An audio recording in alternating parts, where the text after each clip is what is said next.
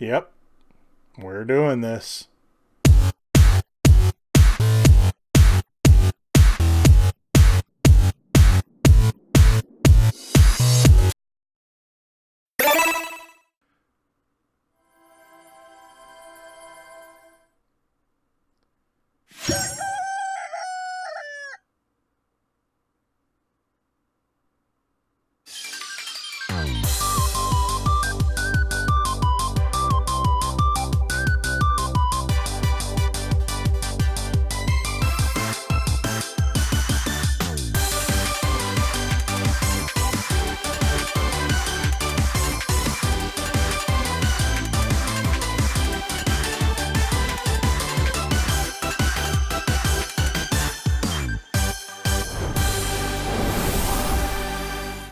Okay, so I've never played any of these games before, and yeah, my morbid curiosity just got the... Okay, so I've never played these games before, so I mean, I've seen others play them. I'm not sure what to expect, so here we go.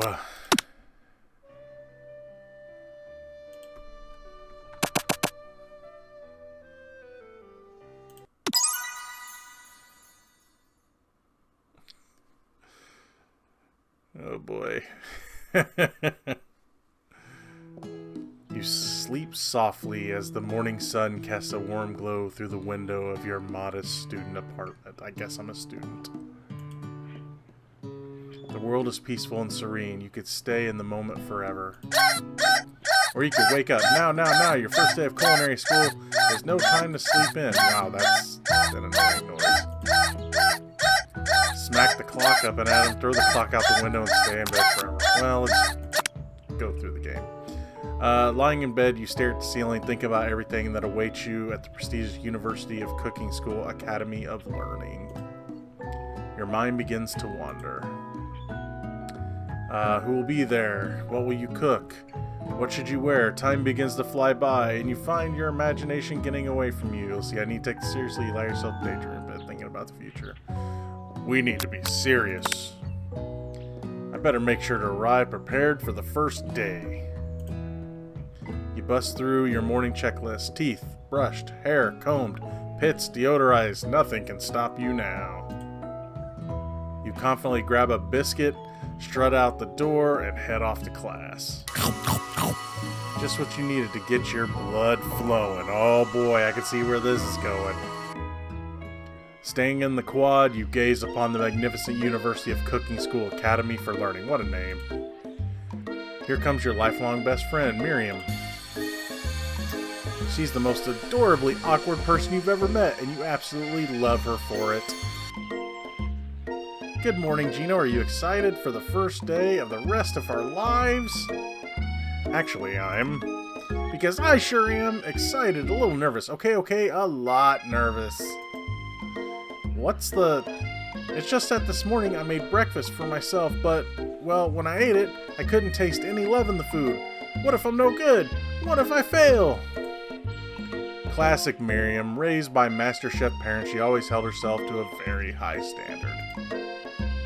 Ever since we were little babies playing together and you rescued me from that quicksand box, it's been clear to me that you're the most loving, caring person I know. You're going to do great. But with the University of Cooking School Academy for Learning's famous 3-day only semesters, I'm afraid of being left behind and never catching up. A sweet girl, Miriam has always had a flair for the dramatic. This summer, she got so nervous about her first kiss that she chipped a tooth practicing on a mannequin. Should you pep talk her or change the subject, give her some relief? We'll give her a pep talk. Remember last month when you saw that fortune teller and had our tarot cards read? The lady with the mask who gave me nightmares? I've been trying to forget. Oops. I know she looked spooky, but she was so sweet, and she told you that you were destined for great things. Remember that card with the fancy-looking tower? And that other card featuring the handsome fellow in the red suit? I've been waiting for so long to meet a handsome fellow I could call my own. and I'm sure you will soon. In no time, we'll be graduating, and you'll be delighting the world with your heartfelt cooking in no time at all. As you talk Miriam up, you can feel her nerves begin to ease. You know what? Maybe everything will be okay after all. And if not, at least I have these killer bangs. Can you believe I cut them myself? You can definitely believe it. I cannot believe it. Before you can get another word out, you're rudely interrupted when someone smacks your books and custom engraved measuring spoons out of your hands and onto the ground. Hey! I guess that's Ashley? Ashley? Your arch rival. She's totally evil, but you can't help but be filled with jealousy. She can get anything she wants and she knows it. Hello, Ashley. Oh, I didn't see you there, chicken shins. You leave Geno's shins alone. They're perfectly normal shins. Okay. You can't stand Ashley. Even her name is annoying. You know for a fact that it's actually Ashley, but she had to add extra letters to make herself feel better than everyone.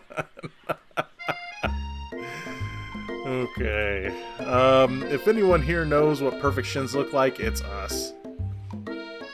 We're not gonna let you or your really weird insults get to us. Across the quad you see Ashley's best friend, Van the Man, has stopped to look at his own reflection in the mirror. His pants are so tight you can see him casually working out his glutes while he styles his hair.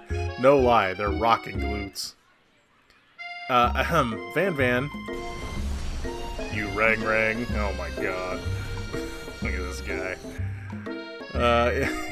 You've never been sure what their arrangement is, but as long as you've known them, Ashley and Van have been just as close as you and Miriam, but substantially more devious. I can't believe that University of Cooking School Academy for Learning, I'm gonna get sick of saying that, would ever allow people like you to attend as students. I know, right? You think they just hand us our diplomas now. Or maybe hire us as professors. You amateurs could learn a lot from us. With the first day of school about to start, there's just no time to properly tell these two off, so you resist the urge. Let's go, Miriam. Psh, see you later, losers. As you approach the door, you see a goofy-looking kid pushing hard against the window directly next to it. Oopsie. I think it's broken. You reach forward and easily pull the door open. That should do the trick. I love you. I think you mean thank you? My name is Pop. I was named after my Pop. He's old. Could someone like this also be a student at the school? He must be one heck of a chef. Also, his name tag clearly says Bob, but I guess he's reading it upside down. Hi, Pop. I'm Geno. So, are you gonna make me hold this door all day? Nope. And with that, the young man walks into the building ahead of you. Aww. Is it just me, or is he kinda cute? I think it's just you. Man, I'm kind of a jerk. You both shrug your shoulders before following him into the building. You stand at the edge of the room, unsure where to sit. Other students wander in and keep themselves busy chit-chatting. A scruffy-looking pooch takes his place at a podium at the front of the class. Adorable. Sprinkles. Now, quiet down, everyone.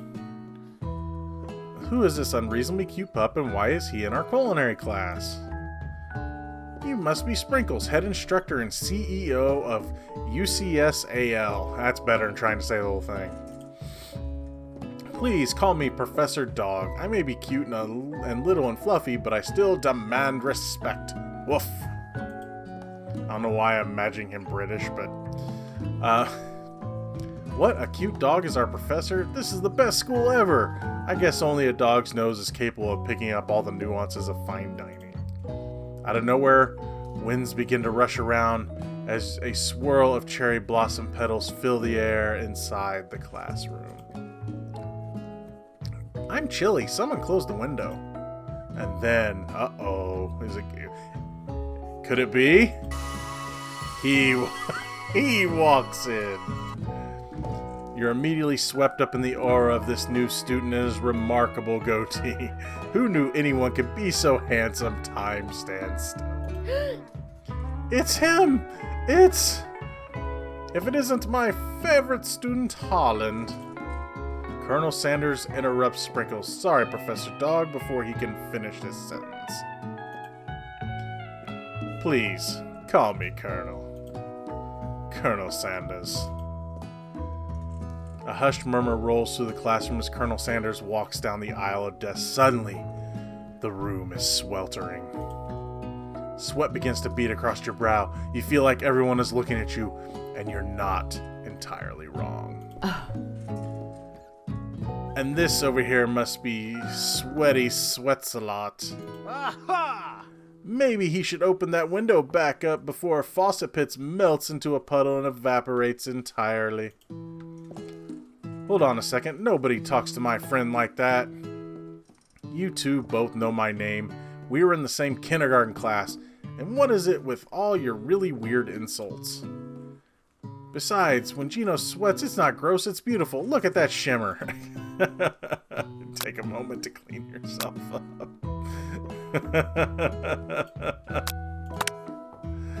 It's a good thing you didn't forget about that deodorant this morning. This classroom is hot, hot, hot. Professor Dog steps in to settle the class down and set some ground rules.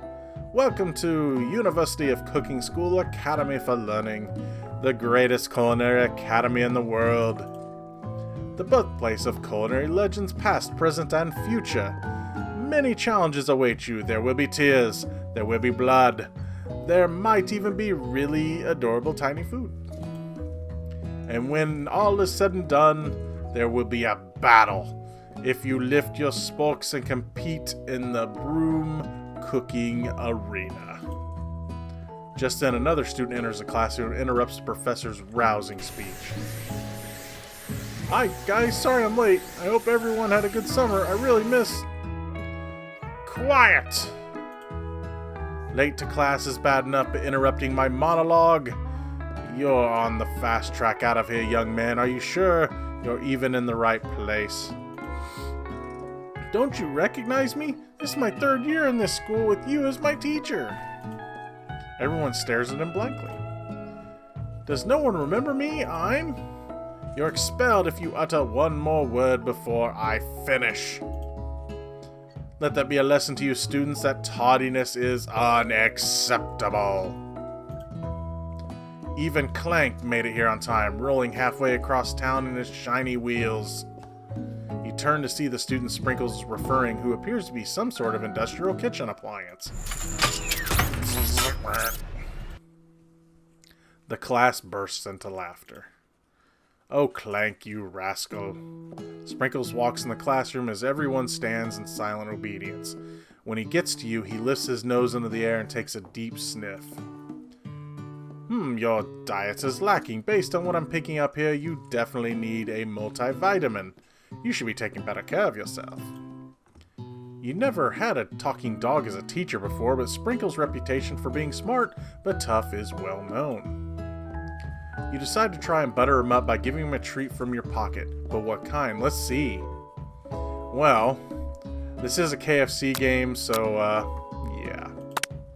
You reach beneath your apron and return with a chicken snack in your hand. Sprinkles' eyes go wide, and he locks onto it. His favorite! Of course it is! Well, I think there might be some competition for a new star student. The furry professor immediately devours a snack, leaving your hands slick with a coating of warm doggy drool. You see the other students eyeing you jealously, but pay no mind to them. If they wanted to succeed in life, they should have learned the importance of carrying a range of dog treat flavors on them at all times. Settle down, young chefs, take your seats, and prepare to have your minds open to the amazing possibilities of culinary creation. As everyone rushes to claim their favorite seats, you're left standing at the front of the room. Only two options remain. Oh boy. Hey Geno, there's a seat here. Oh, do I make my friend mad or I sit next to the dreamboat here? It seems that no one has claimed the seat next to me, if you're interested. Well, look. I know I'm going to make my friend mad here, because I imagine he is one of the goals, but you can pick other people too. So, let's see. 2 good options, but which do you choose? So do I make my best friend mad and go out? We're going to go after the Colonel. Why not? You move to take your seat by Colonel Sanders. It appears he brought no books, pens, or pencils. However, his perfect upright posture shows off a seriousness that makes you confident in his desire to learn. Thanks for offering me a seat. I've only had 2 rules. Do all you can, and do it the best you can. The only way you ever get that feeling of accomplishing something. Okay? That's so inspiring. A little off topic, if you ask me, but okay. As soon as you settle in your seat, the professor makes an announcement. Think fast, it's time for a pop quiz! Yay! A quiz about me! This incredibly important and surprising short quiz will tell me if you are ready for life at culinary school. Keep your knives sharp and your focus sharper. Here comes question 1. If train A is traveling to point B and train B is traveling to point A, how important is it to wash your hands before cooking? Meh, depends extremely. Looking at you, Pop, doesn't matter at all. Yeah. That's right. Forest is to tree as chicken is to feather. Night vision goggles, a slam dunk. Well, that's wrong. I thought they want chicken to be a slam dunk. Like, it's awesome. Okay, I guess I can't totally think like I'm eating KFC right now. What is the most efficient eating utensil ever created? A comically oversized fork, a meat tenderizer? Oh, of course, it's a spork. That's right. What food is best for a broken heart? Anything as long as it's prepared with love and not too much salt. Camel meat and a pancake that looks like a silly face. That's right. Is Sprinkles a good boy? He's a talking dog that teaches at a culinary school. He is the best boy. Yeah, 4 out of 5. Alright. That's fine. Only 1 wrong, not too shabby. You might just do alright, kid. You look up to see that Colonel Sanders has been watching you tally your score. He nods in approval, or with approval. May I have your attention, students? I have an appointment announcement to make. Time for lunch! Wow, the cafeteria is as nice as any restaurant you've ever eaten at. It makes sense that a school dedicated to cooking would also be serious about eating. A delicious fragrance wafts through the room and tickles the end of your nose. Your mouth waters. Do you smell that? That must be our lunch. It smells crazy good. You know, I'm surprised she's not mad at me for not sitting next to her. Everyone, can I have your attention? Is it about lunch? No, I just wanted to apologize for my tardiness. You see, I was... Howdy, folks. I'd like to make an announcement. Man, the people you're supposed to go after are kind of rude. Hey, I was... It's about lunch. Everyone cheers. But I... Shh. Lunch, lunch, lunch. She said shh. In honor of the new semester, I prepared something special to share with everyone for lunch. Aha! That must be the smell I smelled. Indeed, that smell. You hold your breath, waiting to see what food this mysterious student has created. You've heard that he's very talented, but were the rumors true? Is this? Colonel Sanders lifts a large bucket above his head. Its contents glimmer in the light. Piled high are huge pieces of chicken, breaded and fried to a crispy golden finish. The aroma envelops you. You begin to feel warm and safe. Colonel Sanders has filled a bucket with chicken? What a novel concept! Your stomach begins to grumble as if to say, stop thinking and start eating. For years, I've been developing a secret recipe for the perfect fried chicken. By my calculation, nothing less than 11 herbs and spices are required to achieve the perfect balance of flavors. You look around and notice that every other student has a pen and paper and is scribbling notes as fast as they can. But that's all I'll say about that. Yeah, he's not going to give away the secret, is he? What, you think we want your stupid secret recipe, dude? Pshaw! Nah, my dude. Nah. I'm just drafting a last will and testament in case one of those ingredients is a poison. Got him. He looks around nervously to see if anyone else is laughing at his sick burn. You wait to see what zinger Ashley is prepared to follow up, but she suddenly takes a different approach. Yeah, and I was just like writing in my diary. Dear diary, today I smelled something beautiful. I knew at that moment that only the hands of a true gentleman could fry chicken so tender. Uh-oh, she's going after the Colonel. You see her body language change from bitter to evil to sweet and innocent as she slides closer to Colonel Sanders. She realizes that he is destined for greatness and fame with cooking skills like this. She wants him all to herself. Oh, please. Well, Van the man, if you don't want any, I'll take his. Whoa, hold on. I guess I'll try it. He takes one bite and his eyes grow wide. He starts contorting his face as he tries to hold in his pure exhilaration and act unimpressed. Easy now. There's enough for everyone. Please, my fellow classmates, dig in. You take one of the pieces of fried chicken out of this bucket and sink your teeth into it. It's amazing. Tasting Colonel Sanders, oh my god. Tasting Colonel Sanders' food transports you to another dimension. Okay, alone with your taste buds gripping a drumstick in your hand, it would have been a breast for me, but that's my favorite. Let's see, gripping a drumstick in your hand, you float weightlessly. Focus your mind and meditate on this moment. Try and identify every flavor. Savor the moment and everything that it tells you about Colonel Sanders' culinary heart. Swim toward the light. Let's see. I'm going to swim towards the light. Somewhere up ahead, a bright light beckons you. The flavors are so intense you become wrapped up in them. Unable to resist, you reach toward the light. It grabs your hand and pulls you closer. Closer until your fingertips connect with the end of everything. You are forever lost in the land of tender fried chicken bliss. Your mind dissolves. There is no Geno now. There is only herbs and spices. Though Miriam tries to revive you, she cannot. Game over. Oh, man. Okay. Alright, let's try again. Where is it going to keep? Where's it going to start me?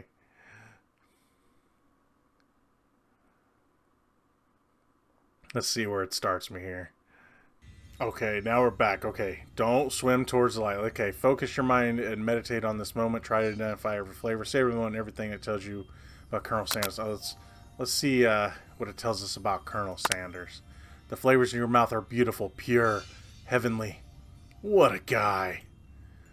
Alone with the flavors, you feel something that can only be described as love. For a man, for a flavor, are they the same? After tasting his food, you try to get some one-on-one time with Colonel Sanders. Colonel Sanders smiles ever so softly as you approach. He stops what he is doing and allows you to break the silence. Colonel, I wondered if I could talk to you for a second. Anything for a fellow chef? What exactly was on that chicken? How bold of you to come out and ask. It's an idea I had for a new combination of flavors that will make me my fortune and establish my legacy for all time as I open a chain of highly successful fried chicken restaurants. No big deal. It's just you and me here talking. I can keep a secret. In fact, I've got some of my own that I'd be willing to trade. What's the rush? The semester's only getting started. We've got 2 more whole days to get to know each other. He's clearly not going to give it up easily, but it doesn't hurt to be persistent. You know what they say about secrets, Colonel. Shouldn't learning be fun? Aww. You've got moxie, I'll give you that. Colonel Sanders looks both ways to make sure you're truly alone, and then leans in. You can feel his warm breath as he whispers. Just one ingredient, but you can't tell. I use Link. It's something my great-grandmother taught me. He told me the secret. At least one of them. Well, my avatar anyway, because I still don't know what it is. Wow! You'd never have guessed that. In fact, you're not even sure where you'd get some if you searched. While you're wrapped up in that huge revelation, you notice that Colonel Sanders has disappeared while everyone else is still in the cafeteria. You decide to look for him. You find Colonel Sanders outside, standing in the quad. Oh, it's you again. Howdy. Sometimes I like to come outside and look at the school buildings. I think about how my story will continue on after I've graduated. It sounds like you have big plans. I dare say the biggest. I will leave my mark on this world. You can bet on that. Alone together for the first time, you figure now is the perfect moment to show your personality to him. Nag him to show your own strength. Wow him with the big idea to add an additional ingredient, really spice thing. I don't want to tell him to change his chicken because it's perfect apparently. Be modest but thoughtful. Well, I just wanted to tell you that I really enjoyed your food. Now you've got his attention. The flavors were complex but comforting. The interplay between salty, savory, and peppery, it was perfect. I appreciate the compliment, Geno. I'm sure you'll be a big success. I know we've only met today, but I'm starting to get the same feeling about you. We should head back inside. The next lesson starts soon. You step into the massive cooking arena where the afternoon lessons will take place. Each student gets an oven and all the tools and ingredients they could need. Look at this place. It's magnificent. Finally, we get to show our stuff. Wait a second. Oh no, we have to show our stuff. What if I totally blow it? You're not going to blow anything, except maybe kisses to the crowd of fans you're going to earn with your signature, adorable, tiny food creations. Welcome, students, to the cooking arena. For today's lesson, we will be cooking with partners. Hurry up and pair off. Naturally, Miriam looks over to you, but you're unable to control yourself. You pounce on Colonel Sanders. Hey, Colonel, would you like to tackle this lesson as a team? A team of two? That is, me and you, if I wasn't clear. Want to be my partner? Aww. Sure, Geno. I'll prepare our station. Oh, man, I'm breaking Miriam's heart. Without you as a partner, Miriam is left staying all alone. Two different students quickly take notice. Hello, new partner. Beep boop. Zzz. Oh my, two potential partners. I'm so sorry, gentlemen, but I don't know who to choose. It looks like you ought to pick four. Friend duties can be a little awkward, but that's the price you pay for not being alone forever. Who do you want to ask is Miriam's partner? Clank. Sorry, Pop, but I think Miriam will be partying with Clank today. It's okay, I already ate. It's not entirely clear if Pop has any idea what point of school even is at this juncture. Clank is clearly excited to have some attention. He heats up and begins to roll back and forth. Warp, warp, warp. Hold on there, fella. We don't even know the assignment yet. Technically, Clank might not have a face, but there's something charming and earnest about him.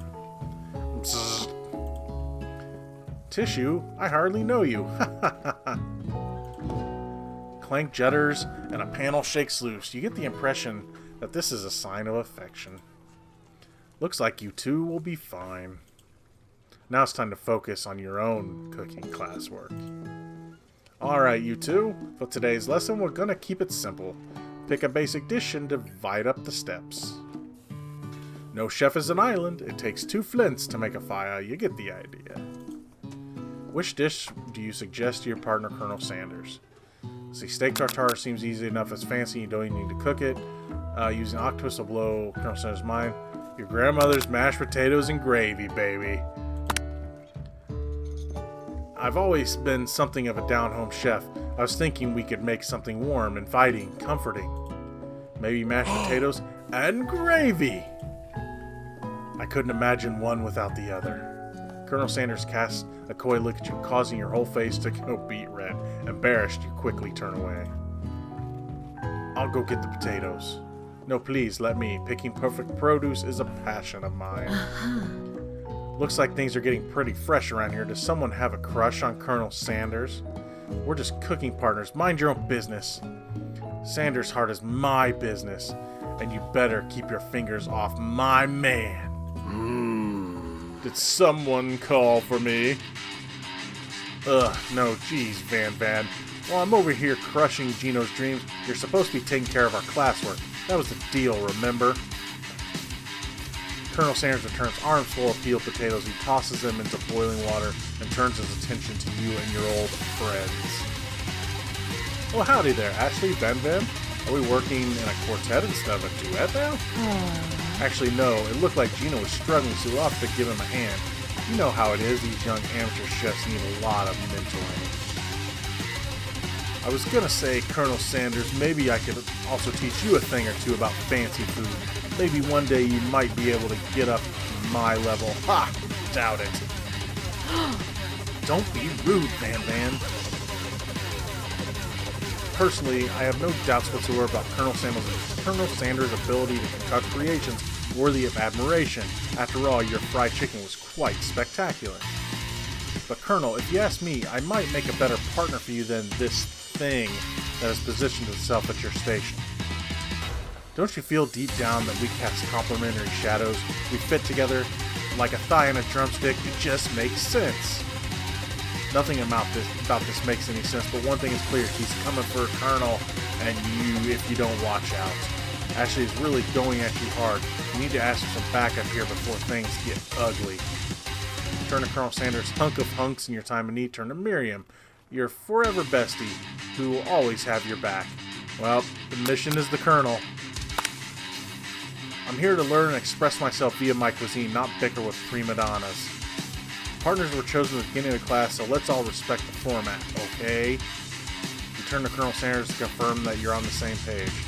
I chose Colonel Sanders, and Colonel Sanders chose me, isn't that right? A businessman respects all fair agreements, from contracts to handshakes. I took on Geno as my partner for this activity, and I stand by it. Yeah, in your face, actually.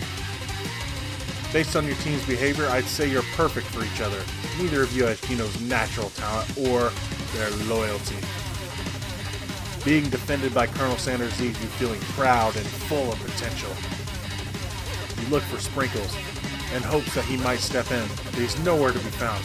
Darn those cute corgis and their short but sturdy stature. You look down at your station and realize that in the tension of the moment, your hands have been cooking on autopilot. Distracted by the drama, you've already crushed the boiled potatoes into a perfectly creamy mashed texture with plenty of butter and cream for flavor. It's as if your natural passion guided you through the steps you know so well while your attention was elsewhere. I know just what to do. Colonel Sanders extends his hand.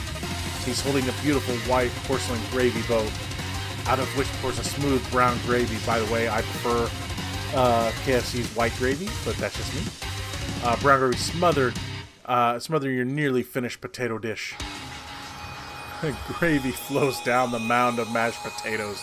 The results look spectacular. Granny would be proud. Colonel Sanders holds a spork out to you. You reach out and grab hold of it, but he doesn't immediately let go. The two of you are standing holding the same spork, and for that small moment, all of the madness and pressure of this crazy world stops. Your eyes lock. The moment is electric. Time stands still. If you love something, set it free. Together, you dig the utensil in the mashed potatoes and lift a heaping sporkful up. When you see Ashley with a sinister look, you know she's plotting against you to be with Colonel Sanders. And then, filled with rage and without thinking, you fling the sporkful of mashed potatoes right into Ashley's stupid, beautiful face. Van, do something! Do something! Scooping up a fingerful of Van tastes the dripping mashed potatoes and gravy and realizes that it's delicious. Horrified by this revelation, he slinks away. Will you ever be able to cook something with so much love and integrity? Hold on there, Geno. We do not waste food in the broom cooking arena. Colonel Sanders, I expect better from you. If you throw one more spoonful, you both better be prepared to eat it from wherever it lands. Can I has potatoes face? Van rushes back over, a covered dish in his hand. Mashed potatoes with gravy, pathetic. In a few minutes, I prepared a full meal, gaze upon my specialty, braised tentacle of octopus in my silky saltwater sauce, plated on a battle axe blade forged by my supreme chef ancestors. Oh my god. You've ignored me for too long. That ends now. It is I who will have first bite, and you will all look on in envy. The interrupting student rushes at Van Van and swipes a bite of his signature dish right off the plate. No, don't! Something about this just doesn't strike my nose quite right. I think the octopus was rushed, and it may have turned in the process. The results could be toxic. Too late. It has been eaten. I think I left something in the oven. I don't feel so good. It killed him. Everyone step back. Don't take another bite. When you look back at the plate, the rest of it is gone. You notice the tip of the tentacle being slurped up in Pop's mouth. Pop winces in pain for a moment, then almost immediately back onto his obvious self. Oopsie! Tastes like poison. The entire class gathered to watch Pop's final moment. Shock has frozen the whole crowd. They are motionless as statues. Class bell rings, disrupting the moment and snapping everyone back to reality. It would appear that Pop's enthusiasm for trying new things, despite obvious danger, has inoculated him against poisons of all kinds. I'm not sure the professors here make enough money. Ghost of student. Hello? I just turned into a ghost over here. Seeing that you're shaken up by that really annoying student and all his nonsense, Colonel Sanders approaches you. I'm sorry you had to go through that. Please, let me walk you home. What? Like for real? Oh, come on. You follow Colonel Sanders out of the room. At night, the school building has taken on another vibe entirely. It's dark and more than a little spooky. Colonel Sanders stands in the quad's neon glow and speaks softly. Those mashed potatoes you made in class today. Before you go on, I want you to know they're not a great representation of my skills. I didn't even realize I was making them. They were amazing. Tasting them, it reminded me why I became so passionate about food to begin with. Colonel Sanders is getting choked up. Cooking is obviously important to him in a way that you find inspiring. Now might be a perfect time to tell him you're developing feelings for him after a day. Colonel Sanders? Yes, Geno. There's something I need to tell you. Aha! Hold it right there. Oh god, here we go. There's something I need to tell you first. Oh jeez. You see, when I was just a boy, I had a dream that one day I would be the greatest chef in the world, the greatest chef the world has ever seen. And every day since, I've been working toward that dream. Day and night, never stopping, never resting. Also lifting a lot of weights, like so many weights. We should follow our dreams with all our hearts, that our souls may grant them like wishes floating on a shooting star. Ugh. Hey, no, you, shut up. I'm the one here to say inspirational stuff and be the star of the story. Are we forgetting that your cooking literally killed a guy? You can't prove that. I also saw you kill that guy. What was his name? Somewhere in the distance you hear a long, sad sigh. Forget him. We're talking about me. I'm the hero. The Spork Monster. The Spork Monster here to fight a hero. Is here to fight a hero. Oh my god. Van. Oh! I think I left the fridge door open. Later, nerds. How dare you threaten me just as I was letting down my guard and connecting with another chef on an emotional level. Be afraid. Be very afraid of me because I'm a monster, see? Is he rhyming on purpose or is that just a coincidence? But before you can discuss syntax any further, it's a turn-based fight sequence. What will you do? We will attack. You decide to go on the attack. Which attack do you want to use? Cook with Love. Cook with Love does 1 damage. It just got real. That attack really upsets Spork Monster. Spork Monster goes on the attack.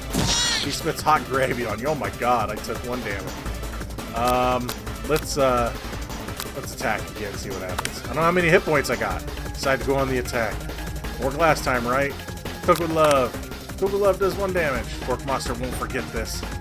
Spork Monster is really feeling threatened by your attack. Spork Monster focuses his mashed mind and draws an energy from Mother Earth itself.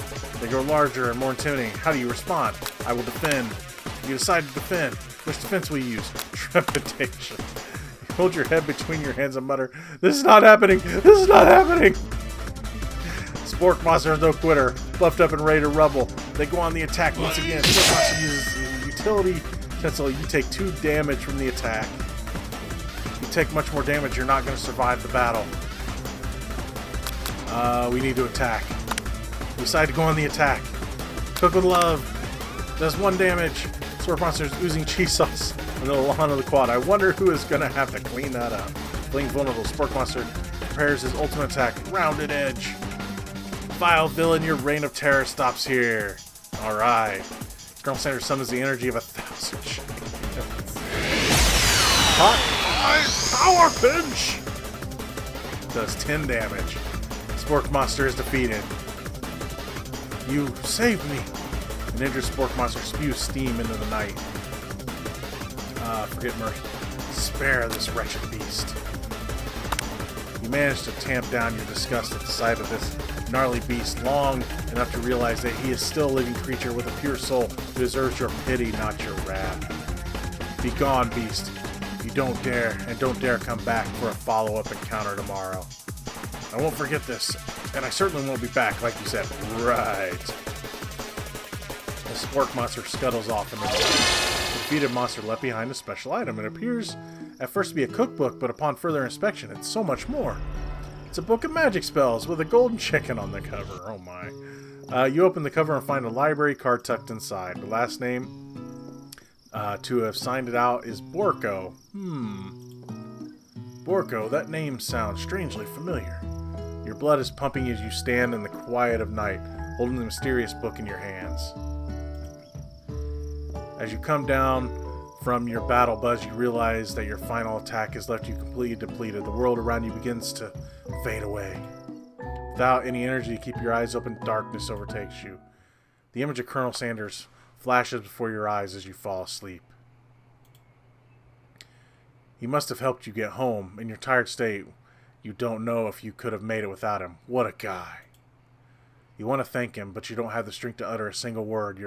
You feel your covers being pulled over you as you are tucked in tightly. Good night, my Colonel. In your dream, you're together with Colonel Sanders. For some reason, Sprinkles is also there, instructing your love. Dreams are weird. You awake on day 2 and attempt to process the wild visions you had. Were they memories or premonitions? And then there was that secret ingredient that Colonel Sanders went ahead and told you outright. Not much of a secret, huh? It's probably just because he already trusts you so much. Sure, that makes sense. We'll go with that. You meet up with your bestie in the front of the school. Before you can tell her about the encounter with the Spork Monster, she launches into a story of her own. Okay, I know this might sound a little strange, but I think I might be, I think I might like Clank. Like him? Like? I know it sounds like I'm moving too fast, but there's something about him. I like him. Like him. We got to talking after class, and he's actually a totally sweet guy. Not only that, but he's really smart. He told me all kinds of stories about Colonel Sanders. Uh-oh. Did you know that Colonel Sanders was the most popular kid in his high school? No, but that does make complete sense. Yeah, he was so popular that he was voted prom king at a school he didn't even go to. Was also the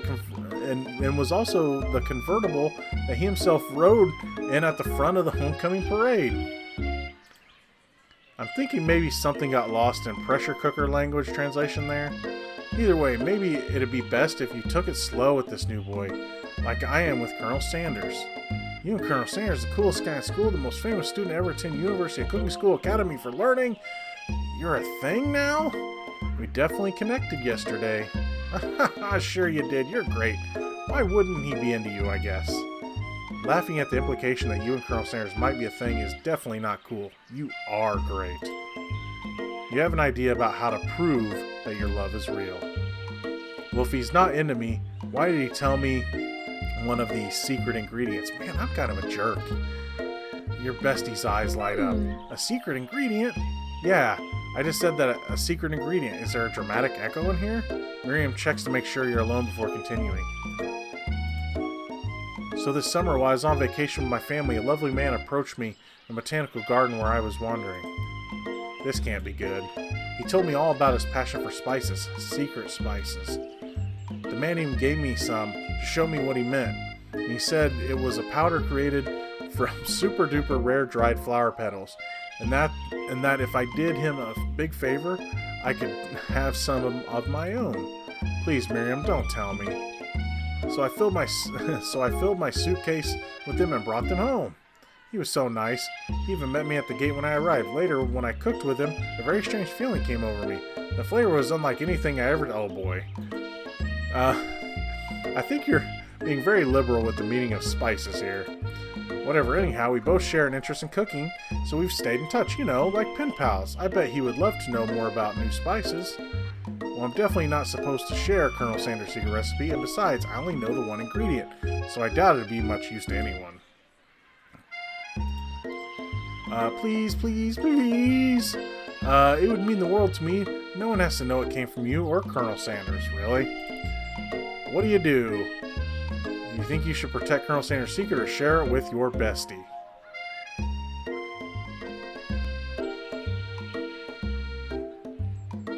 Alright, well, I can't just say no, apparently, so, we're just gonna make it. I'm not gonna give away the secret. I like Colonel Sanders too much.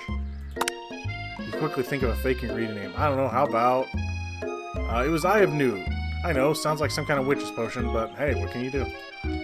Eye of Newt? Wow! Her eyes light up imagining such a thing, and you figure that you satisfy her curiosity and she'll move on. However, she immediately turns around and does some thumb typing on her phone that you can't quite see. That's probably not good. Before you can ask her to confirm that she was definitely not texting secrets to other people, you're interrupted. A wind rushes in. Cherry blossom petals fill the air. It's Colonel Sanders. He's arriving at school. Stand back and admire his majestic glory or run to him. I'm gonna run to him. You decide that the best way to show Miriam how serious you and Colonel Sanders are would be to run to him. Surely he'll sweep you up on the back of a stallion and you'll ride away together. That'll show her good. Oh, Colonel, my Colonel. Oh, God. Your sudden movement has surprised the horse and rears up, kicking you directly in the face. The force of blow completely knocks you out cold. In the darkness, you see a vision. Hey, look, I'm dead. Geno, I'm here to deliver you a message. Not this guy. It's important that you remember this exactly as I say it. If you forget the world could end, so you know it's serious. I have been trapped in a realm beyond, but a great prophecy relies on my return. Only you can save me. All you need to do is repeat my name 3 times. That name is... Before you can continue, you suddenly awake. Ah, jeez. You awake to find Colonel Sanders tending to you.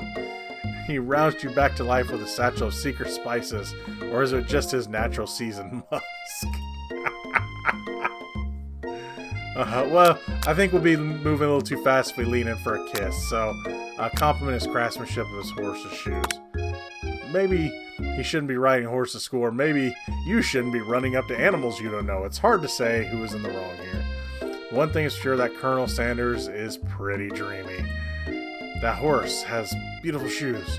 I can really feel how smooth and sturdy they were when they were pressing into my face. That's nice to hear. No one truly appreciates good craftsmanship anymore. And with that, Colonel Sanders disappears into the school, leaving you and Miriam to follow. When you enter the classroom, you can see your 2 rivals, Ashley and Van Van, are doing something bad. By the way, they're hiding.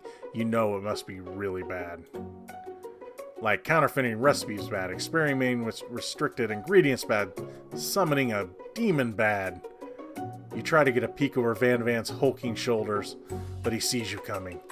Whoa there, little one. I'm not sure you're ready to handle this. Why don't you make like a bee and mind your own wax, honey? Tell them to stop acting immature, act like you're not interested in them, but really try to get a closer look. Let's tell them to stop acting immature. You immediately dress the rivals down for their immature behavior. Culinary school is to be respected. This kind of nonsense is a waste of everyone's time. Now you've upset them. Oh, and you're the emperor of cooking, are you? You make the rules? I'm not sure you know a good meal if it ain't you. Being the best chef in the world takes more than just culinary skills. It takes creativity. It takes panache. And it doesn't hurt to use a little evil. You finally get a look at what it is they were hiding. You instantly recognize it. It's a book, just like the one you found after the encounter with the sport monster. That's the same book that I found last night in the quad. Ashley immediately elbows Van Van, who hides the book behind his back. I don't know what you're talking about. That book is a family heirloom, and its contents are secret. You notice that they haven't just been studying the book. They've got Pop pinned to the wall, and they're tossing potato skins at him as he tries to catch them in his mouth. We're playing, heh. Before you can dig any further, you're interrupted by the arrival of more students. It's almost time for class. Beep beep. Clank must be running late. He's in such a hurry that he rolls right over Van Van's meaty foot. Hey, watch it, you bucket of bolts. You watch how you talk to him. He didn't do anything. Who do you think you're talking to? I've never heard such language, not even from a stand mixer. Womp womp. No, your mother was a stand mixer. Van Van jumps to attack Clank, but Clank shocks Van Van, sending him flying across the room. Protect me, Colonel Sanders. These crazed men are about to come to blows. I think it must be over me, but I'm not interested in either of them. Ashley's tone has completely changed in an instant. She bats her eyelashes at Colonel Sanders. Surely he must know that this is a ruse, right? Gentlemen, get a hold of yourselves. Save it for the arena, at least. Or don't. Honestly, what do I care? I've got lofty career aspirations to focus on. Maybe I can help you with your business plan. Just then, Sprinkles arrives to signal the true star of the class day. He's panting, which doesn't seem that abnormal. He's a professor, but he's also a dog. Students, please take your seats. I apologize for my late... I can't do the British voice anymore. Apologize for my late arrival. I spent the morning chasing a car all around, and my tiny legs are very, very tired. But I'm here now, and I hope you're ready to learn. Rub his furry dog belly. He loves it. Sprinkles stops in his tracks and sniffs the air around you. Something has him in a trance. It's the scent left on you from Colonel Sanders. Sprinkles jumps on you and licks your face. Down, boy, down! Off-doppin'? That command shouted by Colonel Sanders has snapped Sprinkle out of his trance. I wonder what's up with that. Sorry, I got a little carried away. After he catches his breath, Sprinkles regains control of the classroom. Without further ado, we'll review the global history of my favorite fowl, the chicken. You want to pay attention to the lesson, truly you do. Which is why in 1776, at the signing of the Declaration of Independence, it was chicken. It was a chicken who first signed their name. But you can't help but daydream about Colonel Sanders. And you miss most of the important parts. When you come to, Sprinkles is holding a tray of food in front of you. Well, Geno? Naturally, this appears to be a sample platter. Which item do you want to sample? Let's see, a glass of water, shimmering pepper, a dog biscuit. Let's sample the shimmering pepper. A brightly colored pepper stands out from the other items. It sparkles in a most eye-catching way, so naturally you reach out, grab it, and eat it right away. However, your body is not prepared for the heat. Pepper has triggered the intense spice hallucination. It feels like forever as you trip through the universe. My friend! Ooh, hey, it's him again. This guy again? I'm here to give you an important message. Ooh, you must avenge my death. Fulfill your destiny. All you must do is... Cough, cough. I was saying, to fulfill your destiny, all you must do is... Cough, cough. Sorry, I still think I got some spice stuck in my throat. It's fine. I'll work through... To fulfill... The prophecy. Cough, cough. You must... Feel yourself to begin to regain consciousness. Aw, man! You come to and find everyone is staring at you. That pepper was the last kind on Earth, and now it's gone forever. You think to yourself, geez, I should pay better attention. We all make mistakes, but I'm sure he'll forgive you someday. Come on, it's time for lunch. Before anyone can relax, the cafeteria lights dim, and your rivals enter to make a dramatic announcement. Today's lunch will be prepared via time competitive cook-off. Level of theatrics of these two is off the charts. Demand they stop wasting everyone's time. Step up and tell them you're on. We're on. A bit of lunchtime competition, eh? Count me in. If I have to wipe the tables with you fools before I set my lunch down on it, then so be it. I'm not the fool. You're the fool. Fool. Good one, Van Van. I like your gumption, Geno. I'll be watching your performance. Just as things reach a boiling point, Sprinkle steps in. Surely he'll put a stop to this madness. Now, students, please settle down. This is a lunchroom, not a sportsing court. Finally, a little cinch, you breathe a sigh of relief. At least not until we turn on the timer. Just then, a huge light blasts in your face, flashing the words, "Timer ready!" That's what I'm talking about. Arrgh! I stand corrected. The hard way builds solidly a foundation of confidence that cannot be swept away. And that's the original quote. That's an original quote by me, in case anyone was wondering. I hope its message lifts you to victory. Like a diamond, I was formed under pressure. Now's my chance to shine. This is going to be a puzzle game. I will defeat you myself. You had his chicken, and you made mashed potatoes and gravy on day one. You're feeling like you can really impress him again here. It's time to boil some water for the potatoes. Think fast. As the timer runs down, be forced to pick randomly. What temperature does water boil at? Celsius. That's right. How would you have even gotten into school without knowing that? Winner gets to rub my fur belly. Let that entice you off for fun. Oh my god. You're gonna need to season this chicken before you cook it. You don't know Colonel Sanders' recipe exactly, but you have an idea. How many herbs and spices say you? 7. What? Oh, it's 11. Dang it. I've seen Snouters with better sense than that. And the miniature kind of less. Now you've gotten some basic steps going. It's time to elevate your craft. What state of mind offers most flavor? Gratitude. That's right. You must never take this opportunity for granted if you hope to succeed. Classmates are rooting for you, but Ashley is simply stronger and faster than you, so you better pick up the pace you want to survive. When you were a child, your father told you never forget where you came from. Every day, you meditate on his advice and draw energy from that place. Now would be a great time of heart center. So where does it come from? Small time. Oh, okay. I didn't pick one, but that's fine. You tried to shout out the noisy arena. Focus on your cooking. What was the sound of success? Sizzling. What? Don't make me get the spray bottle. Next question. You know, Colonel Sanders out of the corner of your eye. I believe in you, Geno. He's actually cheering you on. Which would be awesome, except knowing he's watching you makes you totally forget what you're doing. Now all you can think about is Colonel Sanders. How many spoonfuls of gravy have taken to fill a traditional Victoria bath? Oh my god. Can't even read the question. You're stranded on a desert island with only cookbook. Which do you take? You're stranded on a desert island with only one dessert cookbook. Which do you take? What a hunk! I know, right? You know what? Shouldn't you be focused on the challenge? You're falling behind. Sorry, I forgot the question. What does that have to do with crafting? See, I didn't even pick one. Do with crafting spectacular fried chicken, delicate. Oh my god, can't read anymore. You're really struggling to keep up. At the next station over, Ashley's already begun plating her elements of her dish.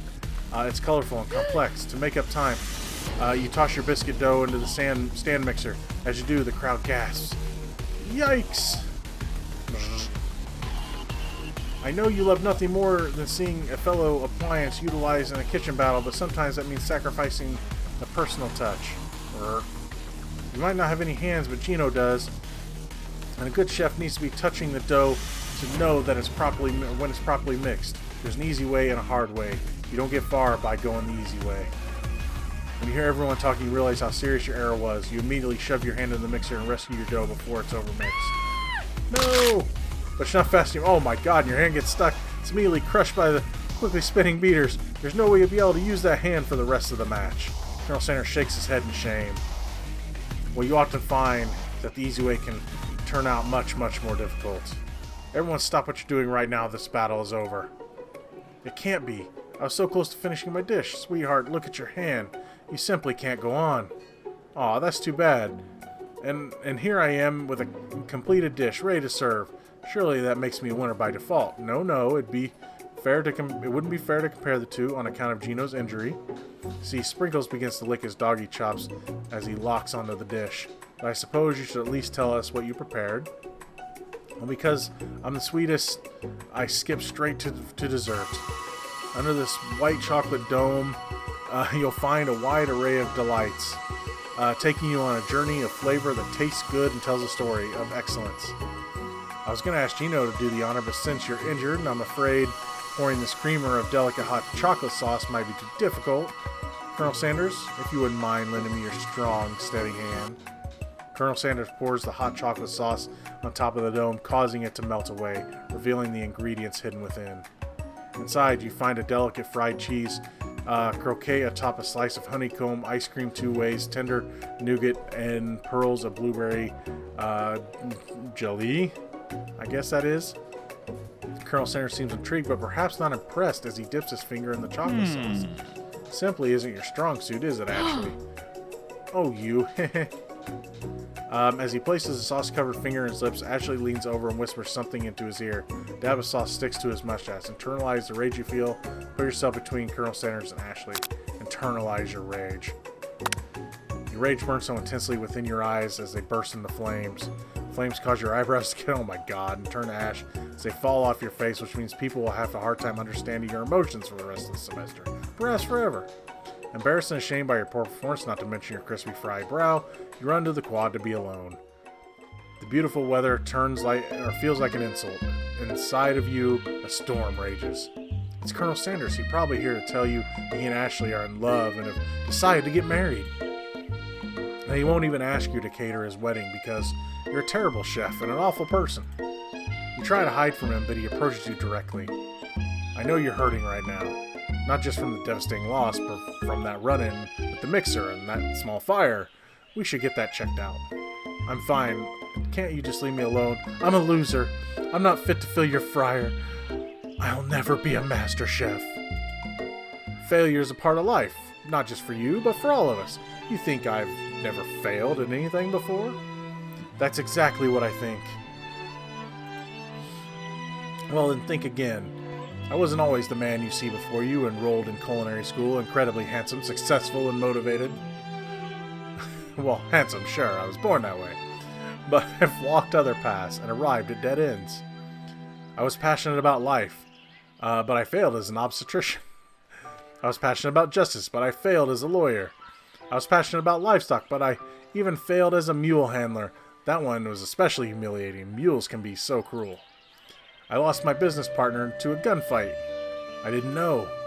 People see my delicate ribbon tie, my well-kept beard, and assume that I've got it all together, which is true now, but it hasn't always been. Sounds like this guy could really use a hug. I resolved then that I was going to amount to something. No amount of hours, labor, or money would deter me from giving the best I had to give. As Colonel Sanders changes focus, you can see something ignite inside of him, a burning passion.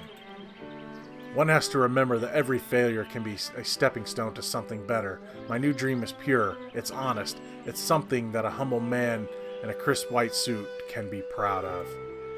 I will create a new chain of chicken restaurants that will bring joy to the entire world and make up my past misdeeds. Yay! Just as your moment grows intimate, you're interrupted by a threatening, shadowy presence. A battle scar from the night before, you prepare for the worst. It's a spark monster again? Borko? It is I. I know I said I wouldn't be back after the whole fight to the death thing. Maybe you don't really want to see me anymore, but I just wanted to say that I was wrong to attack you, and I apologize. I know what it's like having to always look over your shoulder. Monster problems, am I right? Aw, thanks, Borko. I'm glad there's no hard feelings. Getting jumped by a giant creature in the dark of night can really rile a person up. I also want to apologize for the way I switched right into attack mode. I know that you're strong, and cooking school can put a person under a lot of stress. I actually used to go to this school. I wasn't always a spork monster, you see. I don't believe it. You were a human once? Well, no, I was a golden retriever. But I was still a student until one day some mean kids with a magical spellbook cast a dark enchantment on me, and I was forever transformed. A magic spellbook? Precisely. I had to procure a copy for myself, but somewhere along the way I've lost it. If you find such a book, I beg you, respect it. You're a powerful chef and shouldn't rely on such dark and evil magic. No, you should be protecting the innocent from those who would cheat them through sorcery and guile. If you need me, don't fear. I will be there. It sounds like there are some bad cooks in the kitchen of life. Geno, together, I am sure we can defeat them. Come back to my hideaway and we can discuss. A personal invite? You can't imagine what Colonel Sanders' home must be like, but it sounds like you're about to find out. Stepping inside Sanders' home, surrounded by his things, you start to feel a special bond with him. The baby picture with him with the chicken leg. It looks like you live such an exciting life, Colonel Sanders. Every day can be an adventure if you approach it with the right attitude. Long ago, I made the decision to never stop searching, never stop working, never stop imagining. Have you been working on any new recipes of your own lately? I'm always excited to talk about food with another ambitious chef. Well, there is something. It's just a side dish that I've been tinkering with, trying to find the right balance of flavors and textures. I'm not sure I've nailed it yet, but I'm close. Colonel Sanders' eyes perk up as he starts to wonder what dish you might be describing. It's meant to pair with something spicy, something crispy, both perhaps. Now you've got him right where you want him. Should you reveal your new creation to him or keep it a secret just for you? Oh, we're going to reveal it. You decide that you're as ready as you'll ever be to share your original cooking with Colonel Sanders. Before you can talk yourself out of it, you decide to dive in head first. You reach into your lunch bag for a special dish you've been keeping on ice all day. I present to you my original coleslaw. The shredded cabbage dish glistens in the light of Colonel Sanders' luxe hideaway. Magnificent! Together you chow down on the creamy slaw just as a spoonful remains in the bowl. Do you mind if I hold on to the last bite? I'd like to have it around so that I can admire his taste later and think back on this moment. You could offer to make him more, but he seems like a very sentimental kind of guy. Sure, why not? Please make yourself comfortable. I'll be back in just a moment. You realize that now would be a perfect time to do some snooping. Oh, great. Around the room there are various items that you can look closer at. Each item seems to radiate memories and emotions. Tap on an item to discover more about the Colonel. Gaze out the window across the vast lake mountain range beyond. Oh, here we go. Just then, Ghost of Student pops up. Are you thinking about heading out in the world on a quest to avenge my death? Wait, what? I never learned your name. Why would I avenge you? I can just tell you my name right now. Can't you see I'm in the middle of something? You open the window, a crack, and Ghost of Student is swept out with a breeze. Okay, let's see the chicken. You notice a very realistic stuffed chicken sitting on the corner table. When you pick it up, you realize that it isn't just realistic, it's real. Taxidermy must have been important to Colonel Sanders when it was alive. A little note clipped on the chicken's foot reads, "The true state bird of the great state of Kentucky." Let's see. Is that a comb? A lock of silver hair woven into the teeth of the comb. Oh, God. Upon further inspection, you realize the hair your end isn't just silver in color, it's actually made of spun silver. His hair is made of spun silver. The scented candle, you pick it up and try to identify the smell. Power tool? Freshly starched collar? Piece of wood floating on a lake? Summer of '69? No, it's one of the secret recipe ingredients. It's whatever it is. Let's see. One of the framed photos shows an old man who looks a bit like Colonel Sanders standing with a friend. They hold fried chicken drumsticks and appear to be cheersing them. Look closely to see that there's a short inscription. I wonder who my friend P is.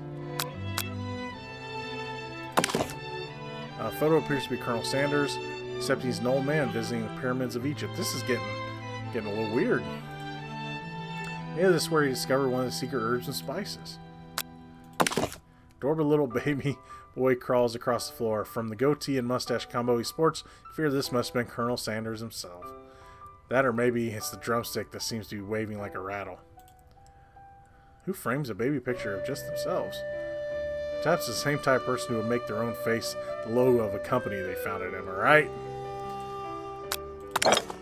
Take a close look at the large urn sitting on a nearby pedestal. There's a plaque on it. It's dusty, but when you wipe it off, you can read the inscription. It says, "Here lie the ashes of my past careers and business failures." Poor guy. This must be where he keeps the secret recipe.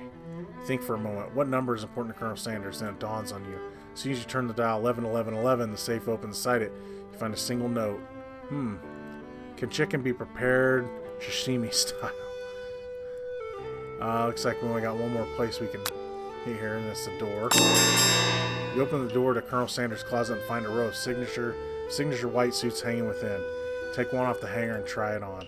Jacket's a bit big for you, but it's soft and comfortable. Give yourself a deep hug, breathing in its scent. They say that home is where the heart is. Is this what they meant? Before you can look any further, you hear Colonel Sanders returning. He has a new dish that he's been working on. He wants you to taste it. You try to act casual until he asks you, why are you wearing his jacket? Aww. I don't usually loan this out, but I must say it does look good on you. Ah, crap, the jacket. You forgot to take it off. You decide a moment to make your big move. You tell him you're cold. You fess up and tell the truth. We're going to tell him the truth. You confess. I think I've developed feelings for you. I might be developing feelings for you too, but I'm concerned. I can't let anything get in the way of my dreams. Overwhelmed, you take off the jacket and run for the door. The thought of leaving Colonel in the midst of such an emotional breakthrough gives you pause. You stop yourself. Colonel? Yes, Geno. I honestly think this may be the beginning of something wonderful. I think you're right. We should take things slow. But we only have 3 days. You talk late into the night and drift off into a slumber. Oh, now we're dreaming. Is Ghost Boy going to come back? Oh my goodness. You awake to a beautiful morning in Colonel Sanders' hideaway. Did you make the right decision on how to respond to Colonel Sanders? Only time will truly tell. Today is the day you could change the rest of your life. You think about the new secret ingredient you just learned about. In some jurisdictions, whatever it is isn't even legal. But if the recipe is a secret, how will they know? Your thoughts are interrupted when Colonel Sanders emerges into the room. He's holding a gorgeous plated breakfast. Your mouth waters at the sight of it. Here's a simple breakfast I just whipped up. Oh my god, it's meticulous. You taste Colonel Sanders' food and it takes you on a journey. When you return, he's waiting to ask you an important question. So would you say that we're the perfect match? How presumptuous. My cuisine and your taste buds, that is.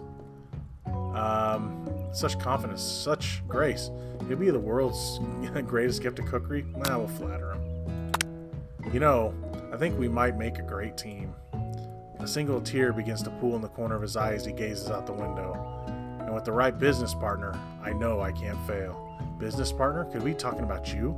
It's all happening so quickly.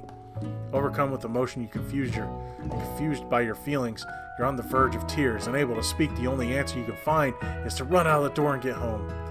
There's still only one more day of school after all. The University Cooking School Academy of Learning waits for no one. You get home to find something very surprising. Your best friend is waiting there for you. Where have you been? Because I had one heck of a night. I've been desperate to talk to you about it, but I couldn't find you. I got worried that something had happened to you. It's okay, I was just... But it turns out you're fine. I can finally get you up to speed on the saga of Miriam. Sure, but... you will not believe what happened to me after school yesterday. I went on a date!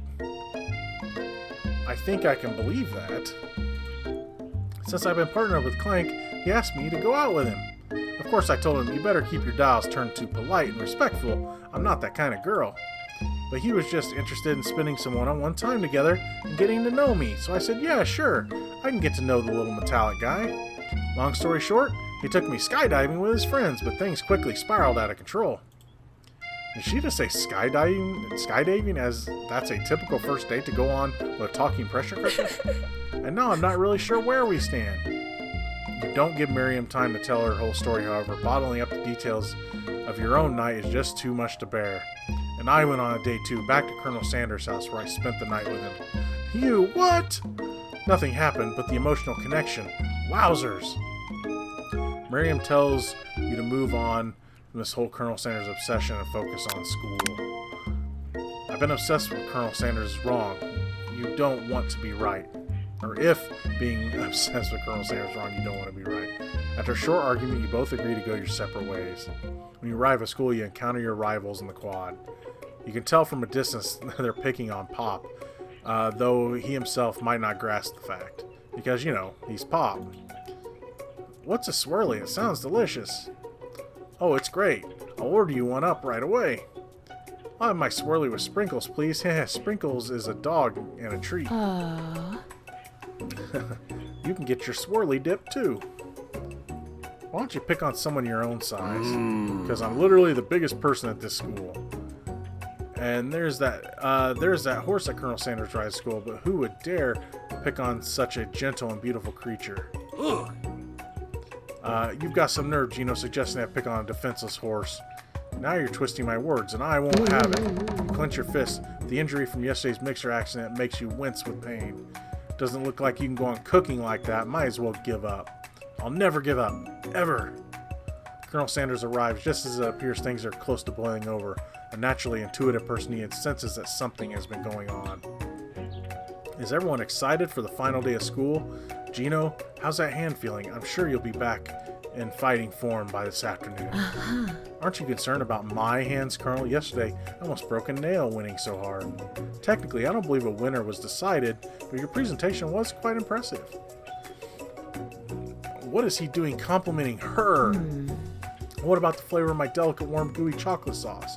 It was clear that you're passionate about the food, about how your food is received. That's a lot of words to say it was bland.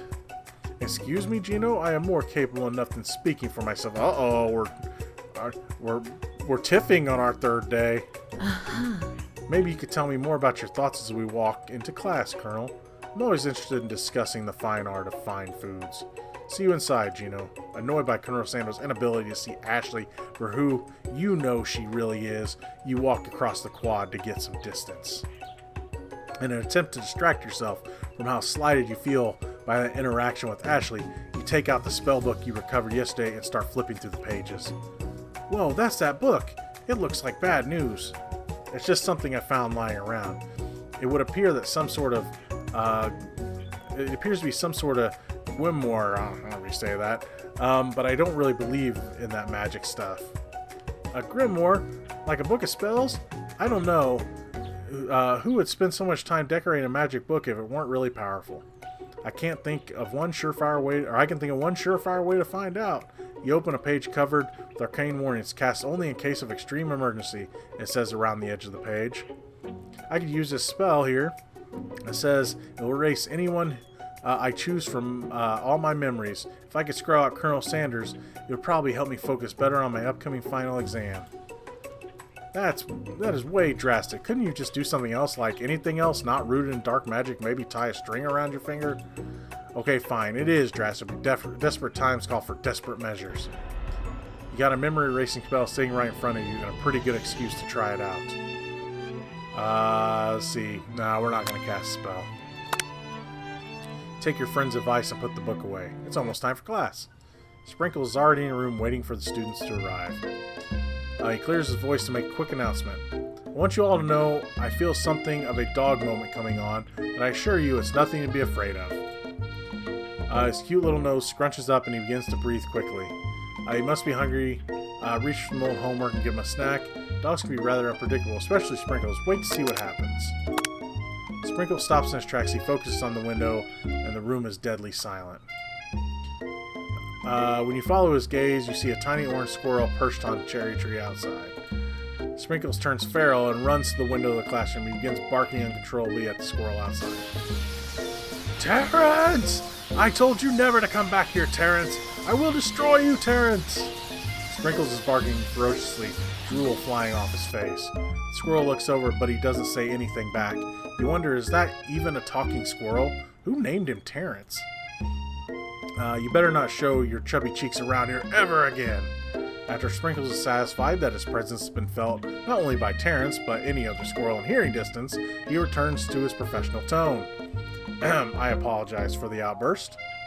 This actually brings up an important point. Thank you, Geno, for reminding me to dole out this indispensable bit of wisdom. You see, but before you can go any further, Miriam's love drama spills over into the class. Sprinkles is interrupted by words and sparks coming from the back of the room. I told you to save it after class. Save it for after class.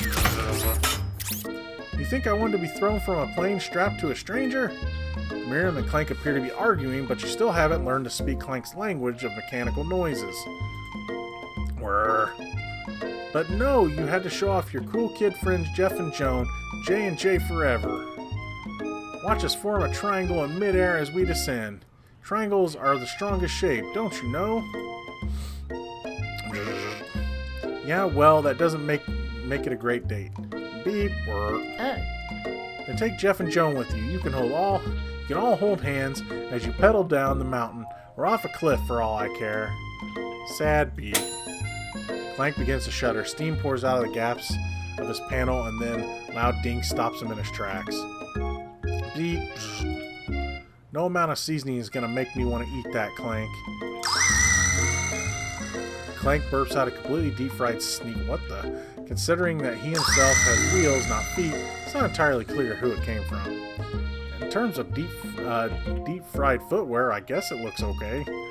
Clank slowly rolls out of the room to be alone with his shoe. Everyone tries to pretend like they didn't see the entire thing go down. Nothing like a loud public breakup to cast a pall over the final day of school. Well, that was unfortunate. Well, but we mustn't be distracted from what lies ahead. The final competition showdown, challenge, exam, trademarked. I'm still working out the title, but I think you get it. Test time approaches. See you all in the arena. Before you can think about your upcoming competition, there's a very beautiful soul nearby in need of a pep talk. Hey, Miriam, are you okay? Okay, I'm so mad I could smash a tiny mug spilling several droplets of hot cocoa all over the floor. How could he embarrass me in class like that in front of everyone? Her tiny cocoa is delicious treasure, so you know that this breakup is no joke, even if the source of her frustration is such a silly boy. I know that you know this, but I'm gonna say it out loud. You don't need anyone. Me and you, we're gonna cruise to this final exam and hit the carpool lane to Success City. Miriam brightens up, imagining the wind rushing through her short bangs, but she hesitates to embrace the feeling all the way. You're not going to saddle up on Colonel Sanders' stallion and ride off in the sunset without me? Of course not. Well, maybe sort of, but I'm sure there's a pony out there with your name on it, and a ranch big enough for both of us and whoever else we want to bring along. If it's not Pop or Clank or anyone else you meet today, tomorrow, or this whole year, so what? You're a special person who shouldn't settle for the first someone to show a little interest anyhow. Miriam gives you a big hug and wipes the tears from her cheeks. I should really review my menu for today. I'm going to make a very special soup. I bet that Professor Dog is going to love it. While you were pep talking Miriam, you completely missed lunch. That's okay, because you had a better idea of how to spend the time before your exam. You decided to head to the arena early to practice a dish. This is it, the location of the final exam. A test of will, a test of courage, a test of talent. And a chance to beat the pants off of Van, the supposed man-man, and his eviler counterpart, Ashley. As planned, you begin to run through the quick test of recipe you've been working on, Geno's famous chicken pot pie. After practicing for months, making this dish becomes second nature to you, and you're able to quickly get a fresh pot pie in the oven. But as soon as you do, your cram session is interrupted by Colonel Sanders. Geno, what are you doing here? There's still time before the final exam. Oh, just taking it all in. I'm big on visualizing success. I'm looking at my station and picturing victory. The pot pie has begun to bake, and the smell is slowly filling the space around you. Visualizing, huh? Not too bad. I was hoping you were here cooking something delicious. You're usually happy to share your food with anyone who's hungry, but the last time you let Colonel Sanders get in your head, it cost you a cook-off. You decide that it's time to put your cooking above your romantic desires, but that decision gets hard to stick to when... The oven timer goes off behind you. Ignore it. Like there's no sound. I'll fess up about your practice dish. I'm gonna fess up. Okay, you got me. I'm doing a little bit more visualizing. I know, my nose can smell a pot pie from 400 yards. That's an oddly specific distance, but you'd expect nothing less from such an oddly specific man. You knew it was pot pie just from the smell. Not just a pot pie, but a chicken pot pie with an all-butter crust. And my nose is telling me something else. Oh no, is it burning? No, I can smell that it was made with a heaping helping of TLC. But it'll probably start burning any second if you don't take it out. The moment of truth. Wow. It's the best pot pie I've ever tasted. I've always loved country cooking, and I could eat this all day. There's no time left. The final showdown is about to begin. Sprinkles lays down the ground rules. There are no rules, that is, except to cook with everything you've got. You step up for the cook-off of a lifetime. You decide that mac and cheese plus the pot pie you've been practicing are just the dishes that'll push you over the edge to victory.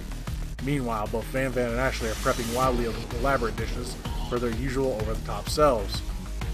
Miriam has a giant magnifying glass and several sets of tweezers. She's definitely prepared to go big, going small. Colonel Sanders seems to be harnessing his 11 herbs and spices, but he's trying to find a way to improve on something perfect, his original recipe fried chicken. Gee, I wonder if it's going to be extra crispy. The intensity in the room starts at a full 10 out of 10 with the frenzy of action. Everyone is calling out really cool special cooking moves as they prepare their food. Wow, this is getting serious. Colonel Sanders batters the chicken as it levitates through the air. Egg wash! Miriam fiercely injects ingredients into an itty-bitty pot of broth. Best friend, Baster Blaster! Van Van flexes his pectorals as he chops open a sea urchin. Let's rock and roll! Big surprise there. Ashley scoops her pastries off the tray with lightning speed. Shallow personality spatula! Even Clank gets in on it. 5-dial pressure point chicken cooking technique. Wait, did Clank just learn to speak English? It's a singularity, as was foretold. We mustn't let this happen, or the appliance uprising will take us all. Self-destruct. Van Van quickly unplugs Clank and rolls him to the back of the arena. As you frantically prepare your dish, you notice Ashley has her spellbook out. Is she gonna use some dark magic to turn the tide? You've got a book of your own, and you're desperate not to see her win another battle. Should you take this opportunity to fight magic with magic, even if it's almost certainly evil magic? Do it the hard way. Who needs magic when you've got passion? I'm gonna do it the hard way. Colonel Sanders sees that you've chosen to win on your own terms and gives you a subtle wink from across the room. I believe in you, Geno. Miriam notices too. And I've always believed in you, Geno, since we were little kids, because I'm your best friend forever. Turn to notice that Miriam is at your station cheering for you. Miriam, what about your dish? If you're cheering here, who's cooking? Tiny food, short cook time. I'm actually already done, so I thought I'd help you. Oh, that's sweet, but Miriam tosses a handful of spices directly into your boiling noodles. It's a secret ingredient. However, she doesn't know that you lied and the ingredient was made up. And where in the world she get Eye of Newt from? The boiling pot explodes, sending Miriam flying backwards. The watery noodles begin to swirl in the air, bubbling up into a dark cloud that thickens and congeals before your very eyes. Oh my god. It is I, Steve, the spork monster! Steve, wait, what happened to Borko? You're not here to battle me, are you? We spork monsters are many. I think Borko had the day off. But you have conjured Steve, and I hate to battle. So I'd say you're doing pretty alright. Oh hey, you're in the middle of a cooking competition. I love this stuff. It's better than TV. You crazy kids and your culinary skills really impresses me. Mind if I hang out? I'm sorry, Steve, but I'm kind of in the middle of something. Do you mind? Steve the Spork Monster notices that you've got the Grimoire stash beneath your cooking station. I see what you're up to. Crisscross some magical items and accidentally summoned me, huh? Ha! Yeah, I guess it... you guessed it, sorta. If you're here, would you mind tossing some fresh noodles in a pot of salted water?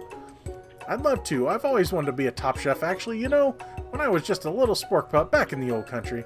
You can feel Spork Monster winding up to tell you a very long and involved story. You don't know exactly where they came from, but it seems like it was probably lonely there. Actually, you know what? Maybe you should watch from the stands. I really need to focus on this competition. I understand. It's kind of like that time in monster school that I had fallen asleep during scare tactics class. When I woke up, you toss a serious stare at Steve, and he takes the hint. Never mind, I'll tell you later. Good luck! Having suffered this huge setback, you don't know how you can ever win. You summon extra power from deep down within yourself, give up, and drop out of culinary school. No, we're not dropping. We're not giving up now. You can do this, or I can do this. I have what it takes. I came here to win. Your hair turns mac and cheese orange. Oh my god, he's going Super Saiyan. Mac and cheese orange as culinary energy flows through your body. My heart is pure. My hands are steady. My taste buds have been preparing their entire lives for Yes, Geno, you are the chosen one. You will avenge me. The power you've been summoning immediately fades back out. You interrupted my inspiring monologue. Sorry. My heart is pure. My hands are steady. My test has been preparing their entire lives to this moment.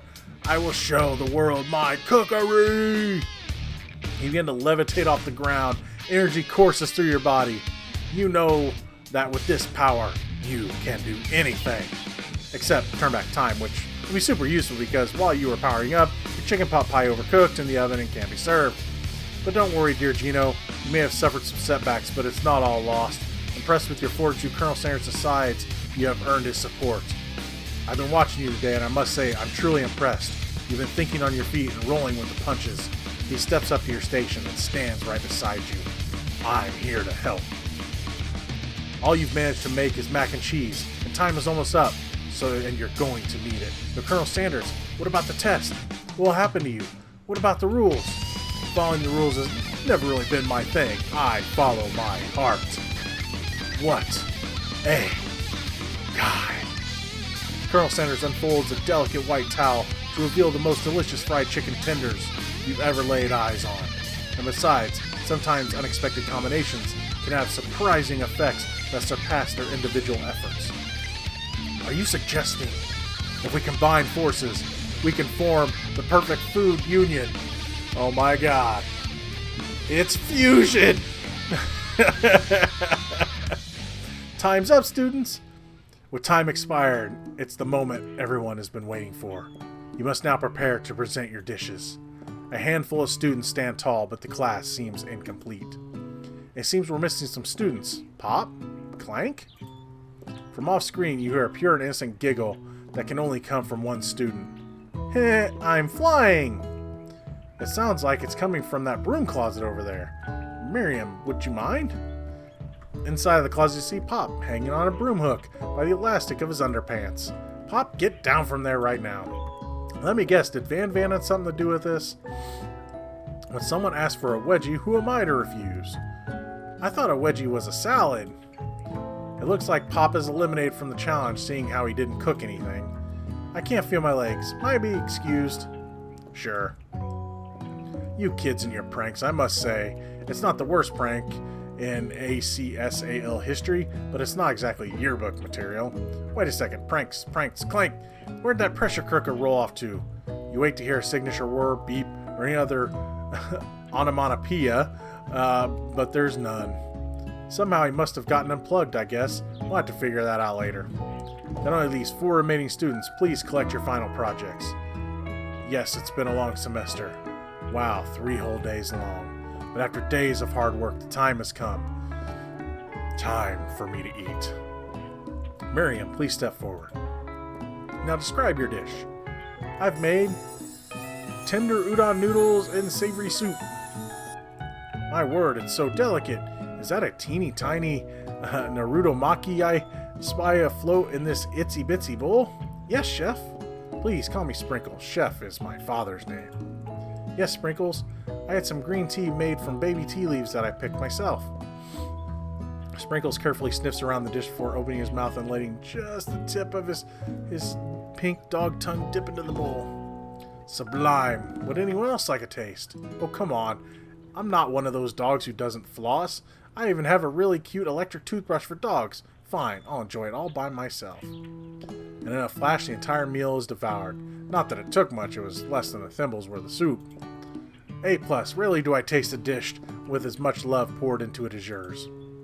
Miriam is overjoyed. She gives you a big hug. Thank you, Geno, for helping me believe in myself. Van, you're up. Now describe your dish. I made uni over smooth egg custard with an axe-hewn urchin shell topped with caviar. Did you skewer one type of urchin with spines from a second, different colored type of urchin? Yes, Sprinkles. A bit much, don't you think? That's exactly why I did it. A bit much is my brand. Doesn't it look cool? Sprinkles leans in to sniff the uni, but he can't get his nose close on account of all the spikes. He begins to paw at it erratically, causing the custard to slosh around. Woof, woof. Please be gentle with my cuisine. Grrr. Finally, Sprinkles goes all in, tongue first, but he can't get past all the needles. He reels back in his tongue and is poked and prodded. Youch, my tongue! The professor appears to be having an allergic reaction to the sting. I can't eat this. It keeps poking my tongue. Disqualified. A stunning turn of events. Who would have thought that serving food in a bowl made of needles could be difficult to eat? Dejected, Van Van does not go gentle into the night. Disqualified for glamour. Don't discount simplicity. This isn't the last you've heard of me. He'll be back for the sequel. Before forcing us to endure a swollen tongue for another moment, Sprinkles graciously laps up a bowl of milk. I know. Yeah, I'm a dog and I drink milk. Get over it. Sometimes it helps calm my agitated tongue. Next student, Ashley. It's time to step up. Now describe your dish. I made orange blossom Turkish delight and a light rosewater syrup topped with French meringue and connected by sugar glass. That actually doesn't sound too bad. Indeed, it's quite delightful. However, I'd ask that you please refrain from eating it or attempting to taste it in any way. It's very fragile and meant to be a display piece. Don't eat the food at a cooking school? You got toast in your ears or something, Geno? I told you, it's a display piece. Ashley, I must say, it is beautiful. However, this is a cooking competition at a cooking school. Yeah, which is why I cooked it. I did an entirely good job cooking it. 2, I didn't realize that we were going to have an eating exam. If I wanted to be judged on eating, I'd go to a College of Eating School for the Hungry. I suppose you could smell it, if you absolutely insist, but don't breathe too hard, you might disrupt the sugar spiral. If the food cannot be eaten, it cannot be judged. You are disqualified. Rage overtakes Ashley and she finally cannot keep her two-faced routine up. You wouldn't know high-end cuisine if it cooked you. With that, Ashley storms off to rededicate herself to being the best, this time without being shackled by trying to be fake nice and liked by everyone. This isn't the last you've heard of me either. If this class gets much smaller, I'll be teaching myself. You and Colonel Sanders, the final cooks, step up together. 2 chefs? What began as a bowl of delicious mac and cheese has become something else. He examines it closely, sniffing and eyeing the bowl. Uh-oh, I don't have a good feeling about this. From somewhere in the room, a literal drum roll plays. Just when I thought I'd seen everything in this kitchen, you give me this thing, and completely blow me away. In my 49 dog years of life, I've never tasted anything so delicious or perfectly balanced. It's so delicious, in fact, that everyone passes the class. You pass, and you pass, and you get a pass. Everyone gathers around and partakes of the mac and cheese bowl.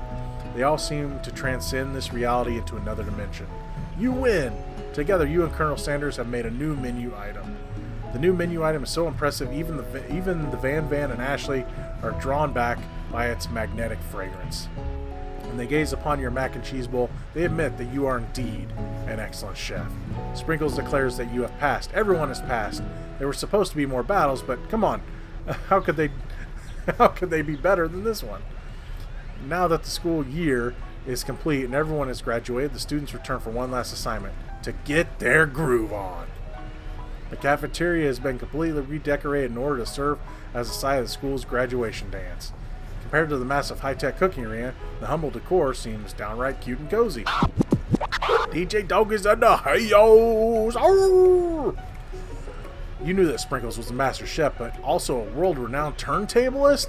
Who says you can't teach an old dog new tricks? Van Van and Ashley tell everyone they've committed themselves to righting the wrongs they did while they were the villains. For the moment, you actually believe them. Not another haunting. No ghosts allowed at graduation. It's clearly written in the school's bylaws. I was never actually a ghost. It was all a trick to get you to finally notice me. Oh, amusing. And now that everyone is together, it's the Spork Monster. He has totally mellowed out. Everyone, the Spork Monster is no more. From here out, I prefer that everyone refer to me by my new name, Party Monster. Student tries to finish what he had to say, but everyone's too wrapped up in talking to Party Monster. Dejected, student walks off. Maybe things didn't work out for Miriam romantically, but she found the love in her cooking, and you know she's gonna do great. A red carpet rolls out across the floor of the ballroom. It's like a Hollywood movie premiere. Who could command such an entrance? It's Pop. He's arrived late to the dance, but apparently for a good reason. Walking the carpet, you see perched atop his dirty chef's hat. A crown? Welcome back, Pop. I know you weren't able to complete the final exam to set your diploma, so we had it mailed directly to your father. We figured it was the least we could do for the school's dean. Oh, now I get it. And we get a new wing on the school, not to mention the honor of educating the son of the chancellor of such and such. The music at the dance is interrupted by the sound of sparking and electrical hissing. It's Clank, who has arrived late to the dance. Now that I've graduated, I can reveal my truth. Whoa, he is still doing the talking thing. I am Clank, and I am not of this earth. I am actually from a faraway planet in another dimension. What? What? I actually feel like I knew this the whole time. Now that I have learned the ways of your kind, I must return. Miriam, will you come with me? I don't know what to say. Besides, no, obviously. I've just begun to learn who I really am. I was going to say, if she goes with him, it's like, what was her journey about? I can't believe I'm debating this about this game. This isn't time for me to devote my life to figuring out who you are, Clank. You're blown away by Miriam's maturity. It's pretty clear she has managed to surpass you in that regard. I understand, kind of. Humans are weird. The portal opens up and Clank disappears through it. Finally, Colonel Sanders arrives. Howdy, classmates. Just like the first day you met him, he has come prepared to feed the entire class. However, it's not enough to just give them a bucket of chicken. This time, it's a full meal. I didn't get to be the most famous chicken man in the history of chicken and men by not reminding people to go out and buy my chicken. The end? No, that's not the end. As everyone feasts on their delicious chicken dinner, Colonel Sanders finds you sitting at the edge of the dance floor. Geno, what are you doing there sitting all alone? Oh, you know, just waiting for the right person to ask me to dance. I wonder, might you tell me, what are the qualities that you would expect to find in such a lucky person? Oh, he's a sweatin'. Off the top of my head, oh, I don't know, a spicy musk, a tidy goatee, and a degree from the University of Cookie School Academy for Learning, just to name a few. It is truly my lucky day. Would you dance with me? Yes, I would love to. As you glide across the dance floor, hand in hand with Colonel Sanders, the future stretches out in front of you. And once my 100th franchise is up and running, I'll be ready to take a day off. So I'll be glad to spend it together with you, Geno. How sweet. We'll work together and play together. Colonel Sanders stops dead in his tracks. Work together? Well, I think this is something I'll just need to do by myself. Well, who will help you run your restaurants? I don't believe I need help. Besides, based on your time at school here, you really think running restaurants is the best path forward?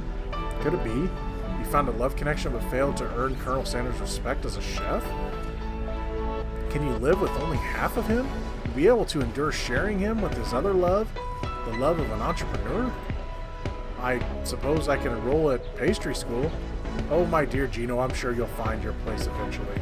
And along the way, you'll have me by your side. The end.